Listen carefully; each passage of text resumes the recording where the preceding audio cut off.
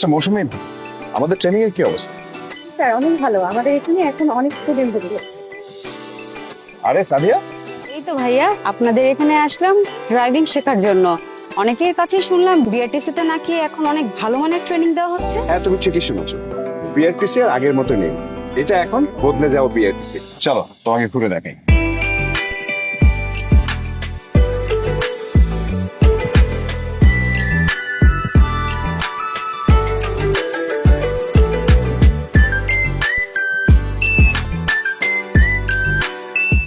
So আমাদের এখন কিন্তু সিচুয়েশন খুবই ভালো।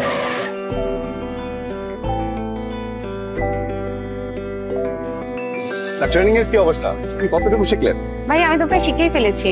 তাদের সুদক্ষ ট্রেনের রাধি আপু আমাকে প্রায় গাড়ি চালানো শিখিয়ে ফেলেছে। ও আচ্ছা, হ্যাঁ ভাই, আজকে তো আমি মেইন রোডেও গাড়ি চালিয়েছি। ঠিক আছে, নিয়মিত প্র্যাকটিস করুন। জি ভাইয়া। এখানে আগে অনেক গর্ত ছিল, কোনো ড্রাইভিং কারও ছিল না, প্র্যাকটিসটা করানো হতো বাহিরে। কিন্তু বর্তমানে আরসিসি এর ঢালাইয়ের মাধ্যমে এই ইয়ার তৈরি করা হয়েছে। বিআরটিসির এই পরিবর্তন বর্তমান চেয়ারম্যান জনাব তাজুল ইসলাম স্যারের দিক নির্দেশনে এটি হয়েছে।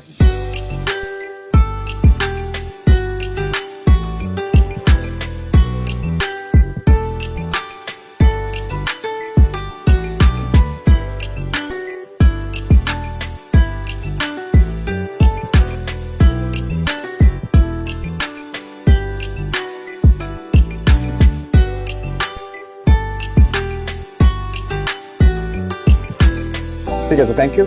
আমি তাহলে তাকে একটু ট্র্যাক ডিপোটা দেখাই।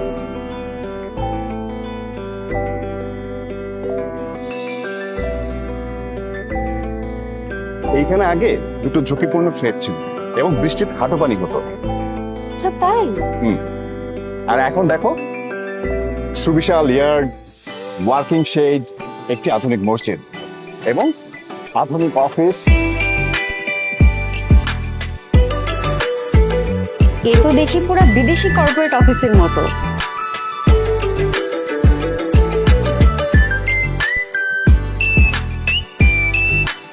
ঠিক এরকম পরিবর্তনের ছোঁয়া লেগেছে আমাদের ডিপোগুলোতে।